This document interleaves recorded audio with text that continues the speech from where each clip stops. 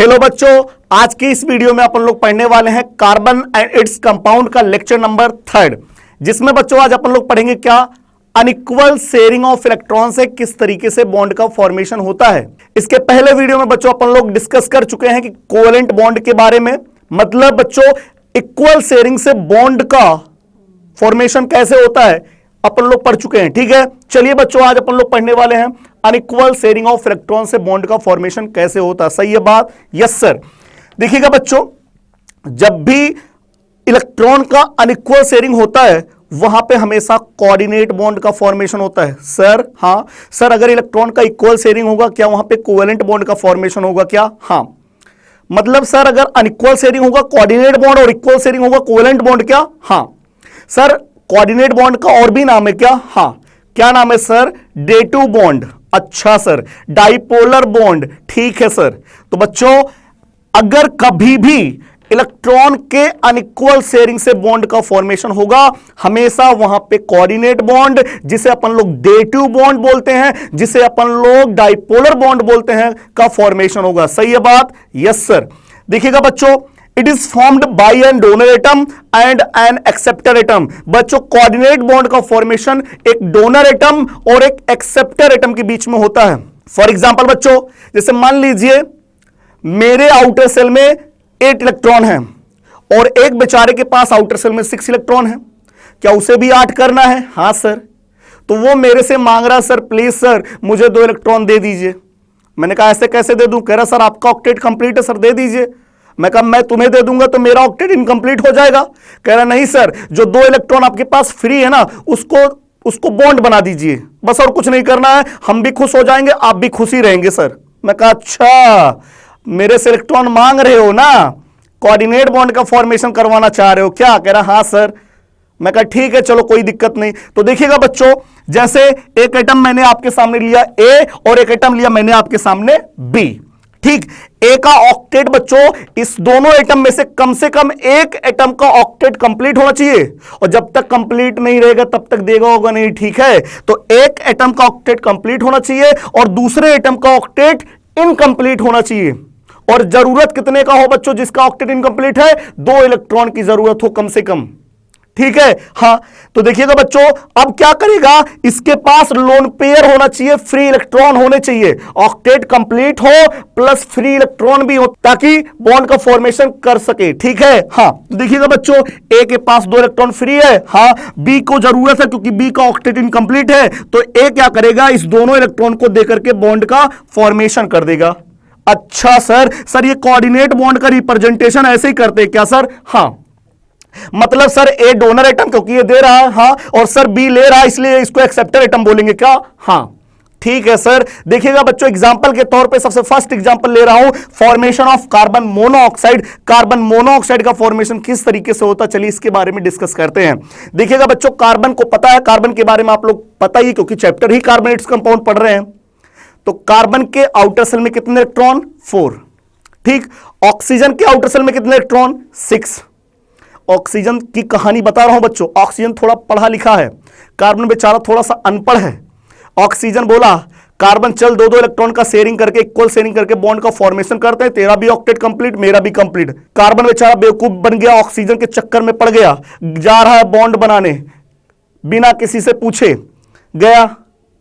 Oxygen के outer cell में 6 electron था, 2 की जरूरत थी, और कार्बन के आउटर सेल में 4 इलेक्ट्रॉन था सिर्फ, इसे तो अभी 4 की जरूरत है। तो ऑक्सीजन ने क्या किया, 2 इलेक्ट्रॉन शेयरिंग करके अपना मजा ले लिया।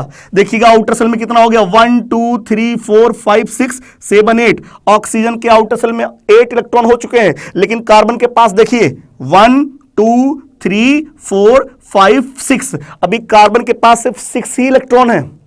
तो बताइए बच्चों, क्या कार्बन का ऑक्टेट कंप्लीट हुआ? No sir. कौन मजा ले लिया? ऑक्सीजन, क्योंकि पढ़ा लिखा था, और कार्बन बेचारा थोड़ा सा दिल का अच्छा था लेकिन पढ़ा लिखा नहीं था। उधर से मैं गुजर रहा था तो मैंने देखा बहुत अन्याय हो रहा था कार्बन के साथ। मैंने कार्बन के पास सिर्फ जाके एक बात बोला, मैंने बोला कार्बन तेरे साथ ऑक्सीजन अन्याय कर रहा है, वो अपना ऑक्टेट कंप्लीट कर लिया लेकिन तेरा ऑक्टेट इनकम्प्लीट है। कह रहा सर ऐसा क्या? मैं कहा और क्या, तुझे बेवकूफ बना दिया, 2 इलेक्ट्रॉन का शेयरिंग करके अपना मजा ले लिया, तेरा ऑक्टेट अभी इनकम्प्लीट है। कह रहा सर मैं क्या करूं। मैं कहा तू ऐसा कर, बोल कि मुझे 2 इलेक्ट्रॉन और चाहिए, नहीं तो मैं जा रहा हूं।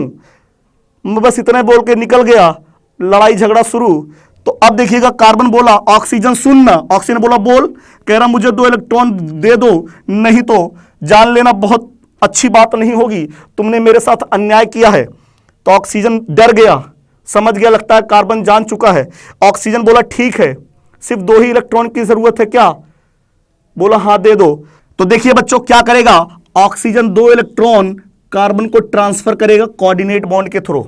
ठीक है, तो इस तरीके से कार्बन और ऑक्सीजन जब सिर्फ 2 कोवेलेंट बॉन्ड बनाए थे तो उसमें फायदा सिर्फ ऑक्सीजन को हुआ था, ऑक्टेट सिर्फ कंप्लीट हुआ था ऑक्सीजन का, लेकिन कार्बन का ऑक्टेट इनकंप्लीट था क्योंकि इसके पास 6 इलेक्ट्रॉन थे। लेकिन बच्चों अगर मैं इधर से इधर 2 इलेक्ट्रॉन दिखा दूंगा तो देखिएगा अब कार्बन 2 इलेक्ट्रॉन पा चुका है, कार्बन का भी ऑक्टेट कंप्लीट और ऑक्सीजन का भी ऑक्टेट कंप्लीट। सर ऑक्सीजन का नुकसान नहीं होगा क्या? नहीं, कोई नुकसान नहीं। ऑक्सीजन ने 2 इलेक्ट्रॉन से बॉन्ड का फॉर्मेशन कर दिया, उस बॉन्ड के अंदर भी ऑक्सीजन की है, लेकिन फायदा थोड़ा सा कार्बन को भी हो जाएगा। ठीक, हां देखिएगा बच्चों उसी तरीके से ओजोन मॉलिक्यूल का फॉर्मेशन कैसे होता देखिएगा। 3 ऑक्सीजन एटम थे, गए टहलने के लिए पहाड़ी पे, आपस में डिस्कस कर रहे थे, तब तक 2 ऑक्सीजन एटम आपस में 2-2 इलेक्ट्रॉन का शेयरिंग कर लिए। आप समझ चुके होंगे क्यों 2-2 इलेक्ट्रॉन का शेयरिंग 2 ऑक्सीजन किए होंगे, क्योंकि बच्चों एक ऑक्सीजन को सिर्फ 2 ही इलेक्ट्रॉन की जरूरत थी। तो 2 ऑक्सीजन देखिएगा, ये दोनों ऑक्सीजन एटम 2-2 इलेक्ट्रॉन की शेयरिंग कर लिए, ये अपना 2 इलेक्ट्रॉन, ये अपना 2 इलेक्ट्रॉन मिलाया और क्या बना लिया, कोवेलेंट बॉन्ड। क्योंकि इलेक्ट्रॉन का अगर इक्वल शेयरिंग से बॉन्ड बनेगा तो कोवेलेंट बॉन्ड बनेगा बच्चों। तो इस ऑक्सीजन ने इस ऑक्सीजन के साथ 2 इलेक्ट्रॉन का शेयरिंग किया और कोवेलेंट बॉन्ड बना लिया। हाँ, तो तीसरा ऑक्सीजन बोलता भाई साहब मैं यहां पागल हूं, मैं मुझे क्यों बुलाए हो, तब जब मजे तुम दोनों को लेना था तो मुझे क्यों बुलाए हो? बोला चिंता ना कर, सब्र रख, अभी तुझे भी इलेक्ट्रॉन मिलेगा।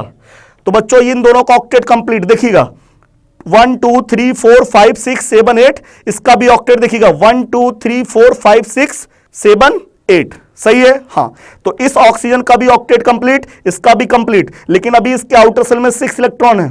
तो जब ये बहुत जिद करता है तो या तो ये ऑक्सीजन चाहे या तो ये ऑक्सीजन, क्योंकि इन दोनों का ऑक्टेट कंप्लीट है, तो ये वाला ऑक्सीजन देखिएगा बच्चों 2 इलेक्ट्रॉन ट्रांसफर कर दिया कोऑर्डिनेट बॉन्ड के थ्रू। तो अभी तो इसका 8 ही रहेगा, लेकिन फायदा इसको भी हो गया, 2 2 4 2 6 इलेक्ट्रॉन थे, 2 और पा गया, तो इसका भी ऑक्टेट कंप्लीट हो गया। और बच्चों इसके बीच में, इन दोनों ऑक्सीजन के बीच में कोऑर्डिनेट बॉन्ड बना और इन दोनों ऑक्सीजन के बीच में 2 कोवेलेंट बॉन्ड का फॉर्मेशन हुआ। स्ट्रक्चर आपके सामने कुछ इस तरीके से होगा, सही है बात? Yes sir. चलिए देखते बच्चों अगला example, formation of ammonium ion. आपको पता है अमोनिया की कहानी, अमोनिया की कहानी इसके पहले वाले वीडियो में मैंने आप लोग को बताया था कि नाइट्रोजन के आउटर सेल में 5 इलेक्ट्रॉन थे, 3 की जरूरत थी, 3 हाइड्रोजन आए, एक इलेक्ट्रॉन की शेयरिंग करके 3 कोवेलेंट बॉन्ड का फॉर्मेशन किए और इस तरीके से अमोनिया का फॉर्मेशन हुआ था। अब मान लो गलती से उधर से एक H+ गुजर रहा था तड़पते हुए, एक भी इलेक्ट्रॉन नहीं था। बोला नवीन सर हमको इलेक्ट्रॉन की जरूरत है। मैंने कहा क्यों? कह रहा सर मैं किसी से शेयरिंग करके बॉन्ड बनाया था और उसने मेरा इलेक्ट्रॉन छीन लिया, मैं ना घर का रहा ना घाट का, मेरे पास एक भी इलेक्ट्रॉन नहीं है। मैं कहा तुम्हारे पास तो 1 इलेक्ट्रॉन रहते हैं ना? कह रहा सर जो था वो मैं किसी से कोवेलेंट बॉन्ड बना लिया था और वो मेरा इलेक्ट्रॉन छीन लिया, मुझे भगा दिया। तो बताइए सर मैं क्या करूं? मैं कहा ऐसा कर, अमोनिया के पास जा, नाइट्रोजन के पास 5 इलेक्ट्रॉन थे जिसमें से उसने 3 इलेक्ट्रॉन की शेयरिंग किया है, 2 इलेक्ट्रॉन उसके पास बचे हैं, फ्री इलेक्ट्रॉन है, और नाइट्रोजन का ऑक्टेट कंप्लीट भी है और फ्री इलेक्ट्रॉन भी है उसके पास। तो H+ भागा भागा नाइट्रोजन के पास जाता है, बोलता है नवीन सर ने बोला है इलेक्ट्रॉन दे दीजिए। तो नाइट्रोजन बोलता ठीक है नवीन सर की बात है तो दे ही देता हूं। तो बच्चों ये नाइट्रोजन 2 इलेक्ट्रॉन इस H+ को दे देता है और इस तरीके से फॉर्मेशन होता है NH4+ आयन का। यहां पे प्लस आयन जो H+ के ऊपर था वो नाइट्रोजन के ऊपर दिखा दिया गया, इसलिए क्योंकि बच्चों नाइट्रोजन का थोड़ा सा नुकसान हो जाएगा, फायदा तो हाइड्रोजन का हो जाएगा, सही है बात?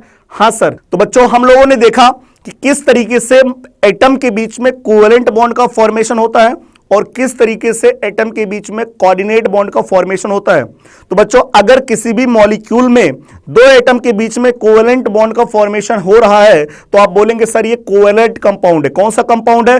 कोवेलेंट कंपाउंड है बच्चों। और किसी भी कंपाउंड में दो एटम के बीच में अगर आयनिक बॉन्ड का फॉर्मेशन हो ना तो बोलेंगे सर ये आयनिक कंपाउंड है। समझ में आ रहा है? मतलब आयनिक बॉन्ड बने तो आयनिक कंपाउंड, कोवेलेंट बॉन्ड बने तो कोवेलेंट कंपाउंड। तो चलिए बच्चों, अब मैं आपके सामने लेकर आ रहा हूं difference between ionic compound and covalent compound. और इसके बाद वाली वीडियो में बच्चों हम लोग पढ़ेंगे क्या? Allotrope of carbon. ठीक है? Yes sir. सबसे फर्स्ट बच्चों आयनिक कंपाउंड में कि आयनिक कंपाउंड बच्चों ट्रू मॉलिक्यूल कंसिस्ट नहीं करते हैं। कहने का मतलब बच्चों आयनिक कंपाउंड में आयंस प्रेजेंट होते हैं, ना कि ये ट्रू मॉलिक्यूल्स होते बच्चों। सही है? हां। जबकि बच्चों कोवेलेंट कंपाउंड एक ट्रू मॉलिक्यूल होते हैं। सही है? उसमें कोवेलेंट बॉन्ड प्रेजेंट होता है और आयनिक कंपाउंड में आयनिक बॉन्ड प्रेजेंट होता है। तो ये आयंस के फॉर्म में प्रेजेंट होते हैं, जबकि बच्चों एग्जैक्टली जो बॉन्ड प्रेजेंट होता है ना वो कोवेलेंट कंपाउंड के अंदर प्रेजेंट होता है। ठीक? हां। आयनिक कंपाउंड में एक तरीके का अट्रैक्शन फोर्स लगता है और कुछ नहीं। अगला पॉइंट है बच्चों कि they are usually crystalline solid. Ionic compound बच्चों सॉलिड फॉर्म में प्रेजेंट होते हैं, जबकि कोवेलेंट कंपाउंड बच्चों liquid, gas and soft solid के फॉर्म में प्रेजेंट होते हैं। सही है? हां। अगला पॉइंट है बच्चों कि आयनिक कंपाउंड का melting point and boiling point बहुत ही ज्यादा होता है, बहुत ही हाई होता है। इसलिए बच्चों क्योंकि आयनिक बॉन्ड सबसे मजबूत बॉन्ड होता है बच्चों, जबकि कोवेलेंट बॉन्ड थोड़ा सा वीक होता है बच्चों। इसलिए कोवेलेंट कंपाउंड की मेल्टिंग एंड बॉइलिंग पॉइंट क्या होता है? कम होता है। अगला पॉइंट है बच्चों आयनिक कंपाउंड जो होते हैं बच्चों वाटर में सॉल्युबल होते हैं, but organic solvent like acetone, like ether, like benzene, like CS2 इन सब में इनसॉल्युबल होते हैं। जबकि कोवेलेंट कंपाउंड के बारे में बात करें, कोवेलेंट कंपाउंड वाटर में इनसॉल्युबल होते हैं और ऑर्गेनिक सॉल्वेंट में ये लोग डिसॉल्व होते हैं, सॉल्युबल होते हैं। ऑर्गेनिक सॉल्वेंट सर जैसे बेंजीन, जैसे एसीटोन, जैसे ईथर, इन सब में ये डिसॉल्व हो जाते हैं भाई साहब लोग। आयनिक कंपाउंड बच्चों मोल्टन फॉर्म में या एक्वस सॉल्यूशन में करंट फ्लो करते हैं बच्चों, कंडक्टिविटी शो करते हैं, क्या होते हैं? कंडक्टर होते हैं। लेकिन कोवेलेंट कंपाउंड बच्चों एक्वस सॉल्यूशन में या मोल्टन स्टेट में बैड कंडक्टर होते हैं, लेकिन ये गुड कंडक्टर होते हैं। सही है बात? Yes sir. तो मुझे लगता है बच्चों ये वीडियो आपको समझ में आया और अच्छा लगा। तो बच्चों अगर ये वीडियो आपको अच्छा लगा हो तो समझ में आओ तो प्लीज ये जो आपका प्यारा सा चैनल है इनक्रेडिबल कीमिया, उसे लाइक कीजिए, शेयर कीजिए और सब्सक्राइब करना बिल्कुल ना भूले। ओके बच्चों, बाय।